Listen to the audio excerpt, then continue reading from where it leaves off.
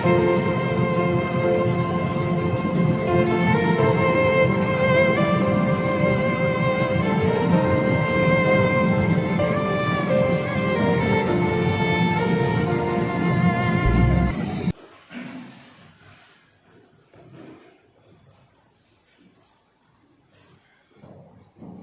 Tuhan, selamat pagi, selamat kita bertemu di tempat ini dengan tujuan untuk memuliakan Tuhan Yesus Kristus. Pagi ini, oleh pertolongan Tuhan, kita boleh diberikan waktu dan kesempatan untuk beribadah memuliakan Tuhan di tempat ini.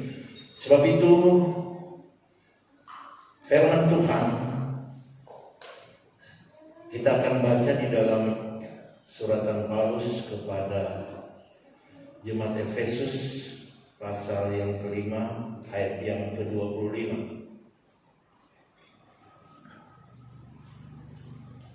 Sekali lagi Efesus 5 ayat 25. Juga saudara bisa baca dari depan ini di layar monitor. Kalau sudah dapat, saya mengundang saudara untuk bangkit berdiri untuk menghormati firman Tuhan. Kita baca bersama-sama satu ayat ini dengan hitungan 1 sampai yang ketiga. Efesus 5 ayat 25. 1, 2, 3. Hai suami, kasihilah istrimu sebagaimana Kristus telah mengasihi jemaat dan telah menyerahkan dirinya baginya. Sekali lagi dengan suara lebih nyaring. Hai suami, kasihilah istrimu sebagaimana Kristus telah mengasihi jemaat dan telah menyerahkan dirinya baginya. Semua berkata amin. Silakan duduk kembali. Puji Tuhan, saudara yang dikasihi Kristus. Saya akan beri topik kasih Yesus Kristus kepada umatnya atau kepada manusia. Di dalam pembacaan kita ini, kita melihat dikala Rasul Paulus memberikan nasihat terhadap keluarga atau rumah tangga Kristen, dia menekankan di sini kasih Kristus itu adalah dasar hidup dari keluarga atau suami istri. Sebagaimana topik di sini kasih Yesus Kristus kepada manusia, dan terlihat di sini di dalam pembacaan kita, dia menjelaskan kepada suami, kasihilah istrimu sebagaimana Kristus telah mengasihi jemaat. Garis bawahi, Kristus telah mengasihi jemaat.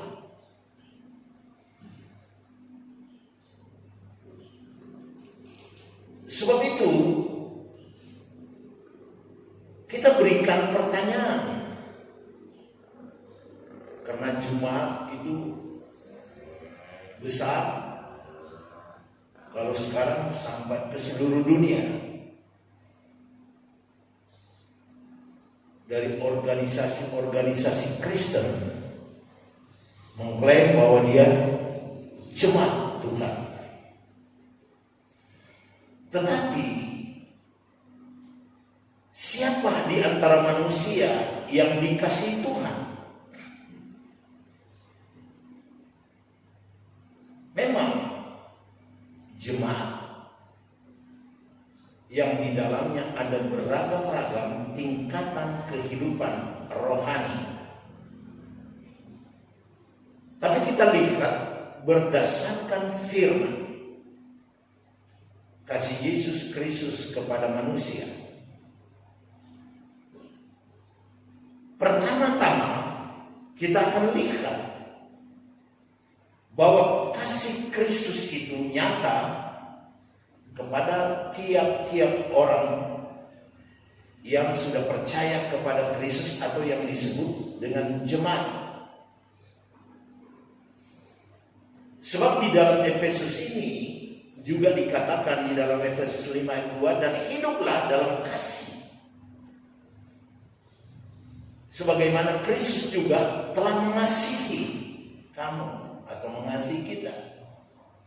Bahkan dia jelaskan, dia tekankan di situ, dan telah menyerahkan dirinya untuk kita sebagai persembahan korban yang harum bagi Allah. Jadi kita lihat di sini bahwa kasih Yesus itu begitu nyata bagi orang yang mau hidup di dalam kasih, sebagaimana Yesus telah mengasihi kita. Sebab itu saudara yang dikasih Tuhan, siapa di antara manusia yang dikasih Tuhan? Pertama-tama, yaitulah umat Tuhan yang mengasihi Kristus. Siapa itu? Ya kita semua. Kita ini adalah umat Tuhan yang mengasihi Kristus. Dan Yesus tahu hati kita. Benarkah kita mengasihi Kristus dengan sesungguhnya? Kalau minggu yang lalu kasih Kristus kepada Allah Bapa sudah kita bicarakan. Dan bagaimana bentuk dan wujud kasih Kristus kepada Bapa, yaitu di Yesus Kristus mentaati semua perintah Bapa, semua kebenaran firman, bahkan dia rela merendahkan diri dan mati di kayu salib. Dan itu jelas di dalam pembacaan kita juga, sebagaimana Kristus Yesus juga telah mengasihi kamu dan telah menyerahkan dirinya untuk menjadi korban atau merendahkan diri di kayu salib sebagai korban yang harum bagi Allah. Dia rela jadi korban. Jadi yang dikasih pertama-tama adalah orang yang mengasihi Kristus. Sebab itu jangan kita tinggalkan kasih Kristus. Karena tiap-tiap orang percaya dikasihinya. Yang tentunya percaya kepada Yesus Kristus dan percaya kepada Allah Bapa dan percaya kepada Roh Kudus.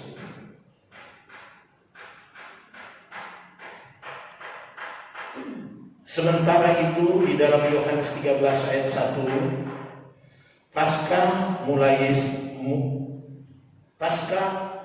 akan dimulai.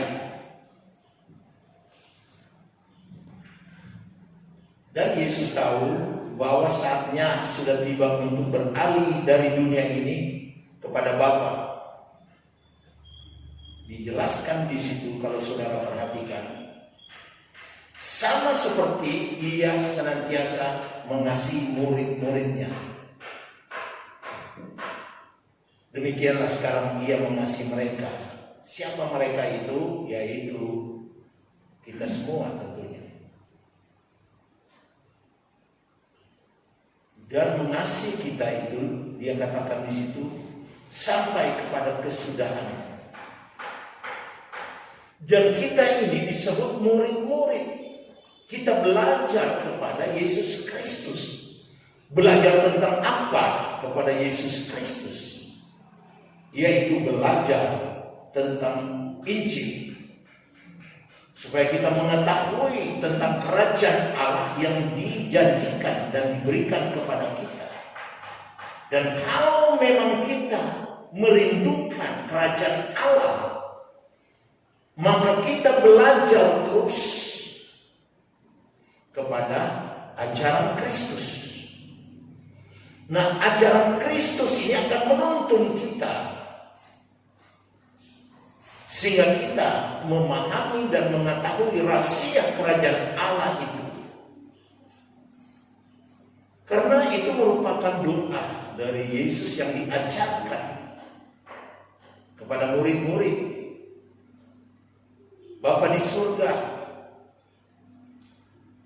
dia katakan itu untuk mengajar. Dan di situ dikatakan, datanglah kerajaanmu, jadilah kehendakmu di bumi seperti di surga. Jadi mendatangkan kerajaan, yaitu sukacita kerajaan surga,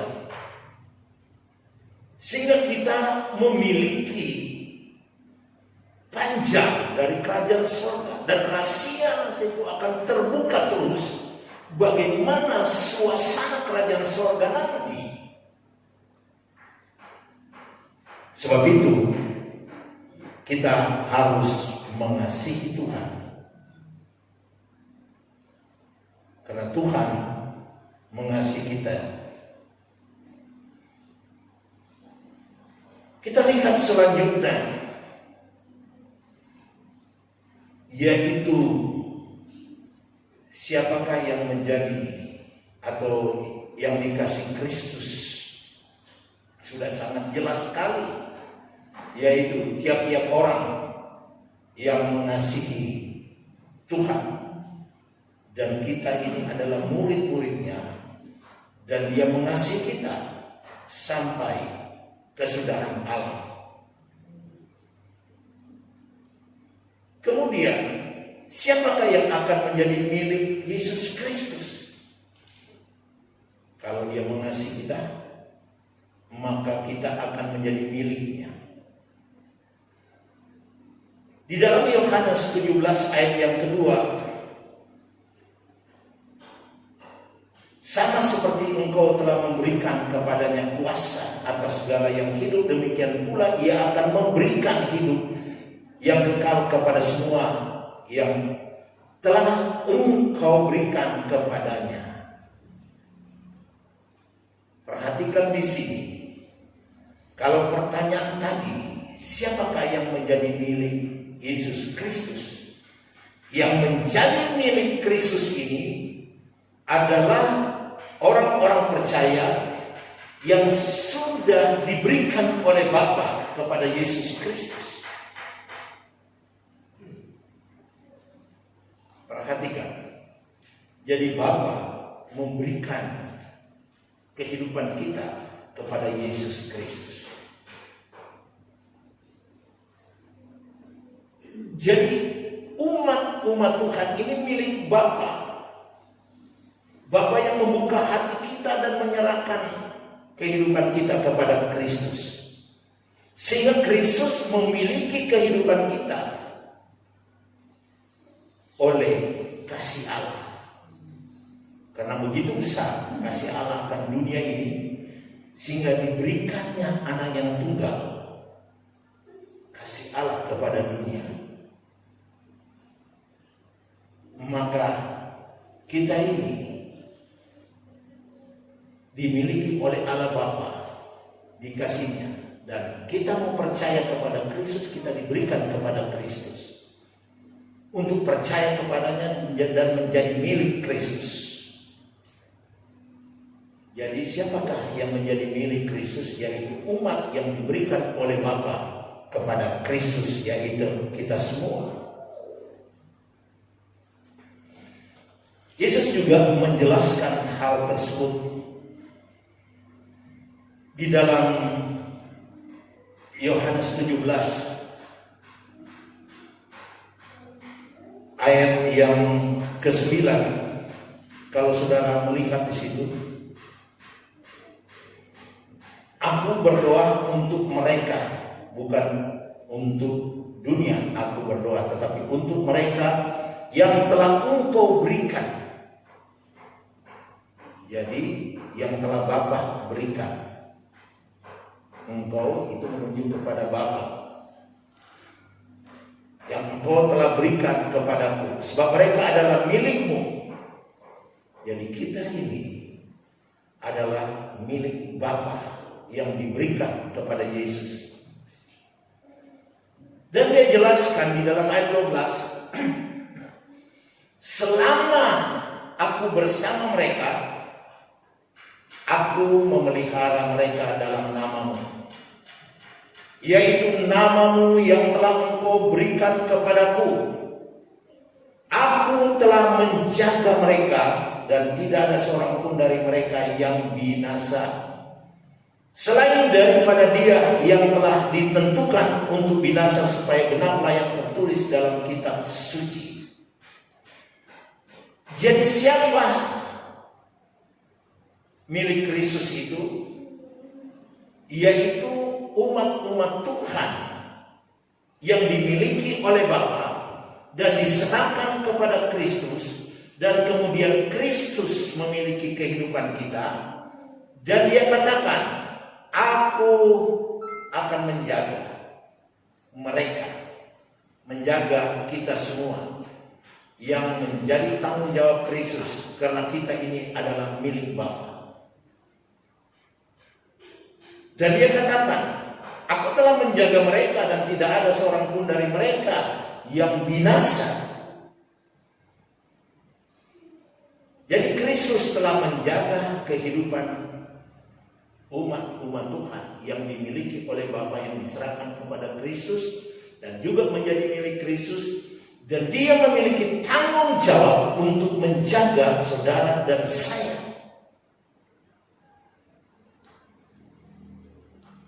Dan kalau dia menjaga saudara dan saya, dia tidak mau kita ini binasa. Dan kebinasaan yang kita takuti itu ya kebinasaan kekal. Tubuh kita ini memang rapuh dan kita akan mati. Tetapi kerajaan Allah sudah dijadikan kepada kita. Karena kita adalah milik Bapa yang diserahkan kepada Kristus. Dan kemudian Kristus memiliki kita dan menjaga kita, supaya kehidupan kita ini tidak binasa kekal. Tapi kita memperoleh kerajaan surga itu. Sebab itu, setiap orang yang percaya kepadanya tidak binasa. Percaya kepada Kristus, yang dimana Kristus atau Sang Immanuel ini, nama yang diberikan oleh Bapa kepadanya, yang sudah kita baca tadi, yang artinya dia menyertai kita. Dan Yesus mengatakan bahwa dia akan menyertai kita sampai kesudahan alam. Bukankah luar biasa kehidupan kita? Sangat istimewa kehidupan kita umat Tuhan. Karena kita adalah milik Bapa, kemudian diserahkan kepada Kristus. Kemudian Kristus menjaga kita sebagai tanggung jawab kasihnya kepada Bapa, menjaga dan melindungi kehidupan kita. Sungguh istimewa kehidupan kita. Karena kita adalah milik Kristus yang diberikan oleh Bapa kepadanya. Dan kemudian dia memelihara kehidupan kita.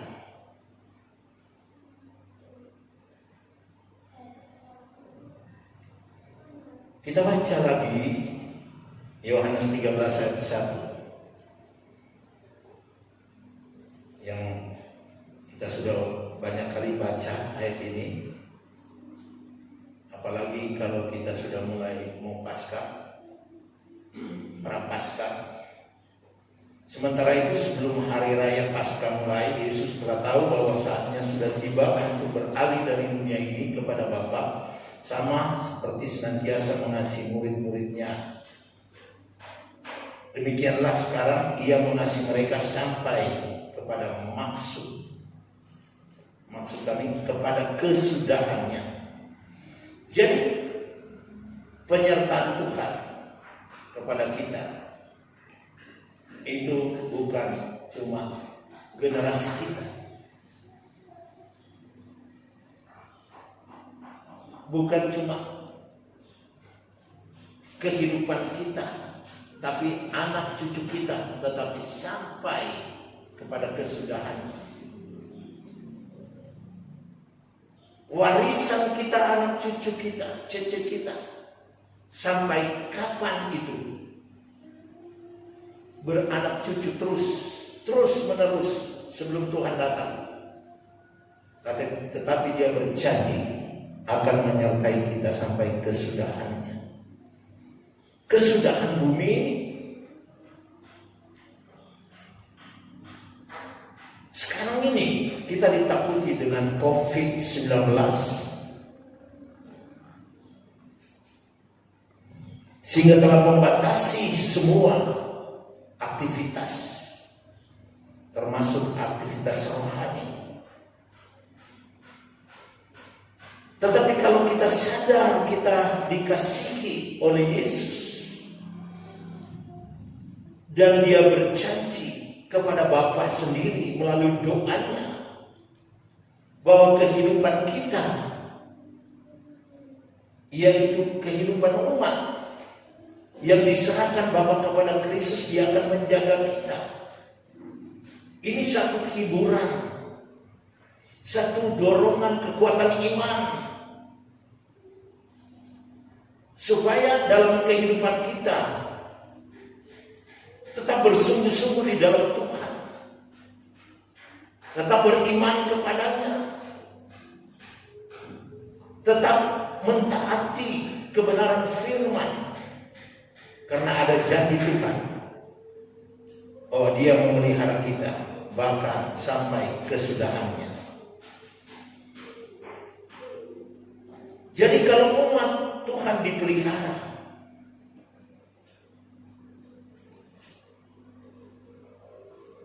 bagaimana dengan orang yang lain? Apakah dipelihara?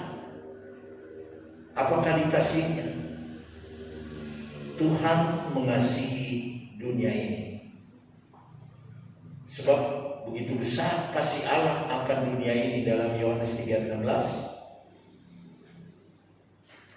Dia juga mengasihi saudara-saudaranya, yaitu saudara kandung.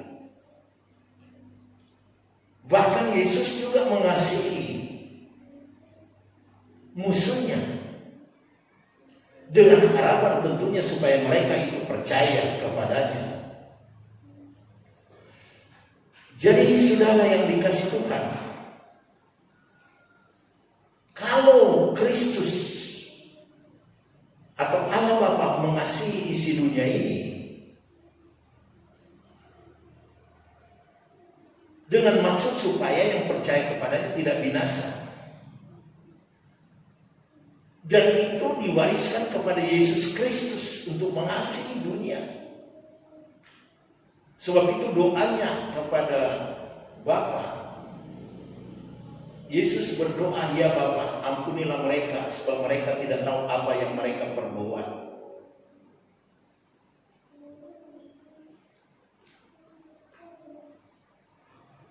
Yesus mendoakan musuh-musuhnya.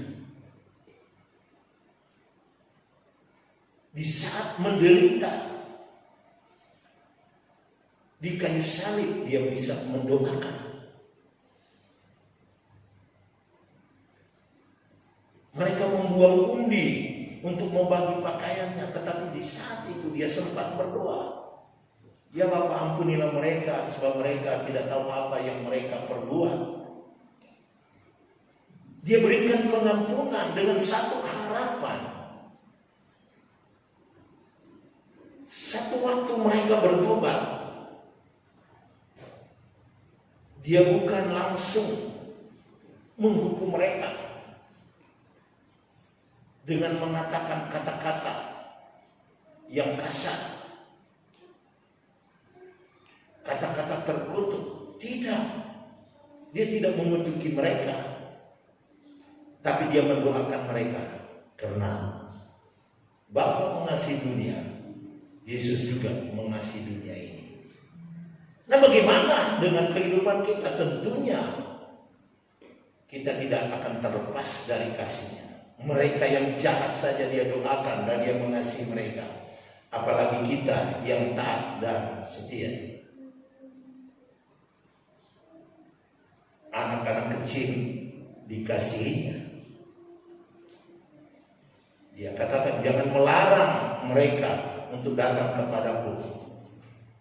Saudara bisa membaca itu dalam Markus 10 ayat 13 dan 16. Yesus mengasihi anak-anak.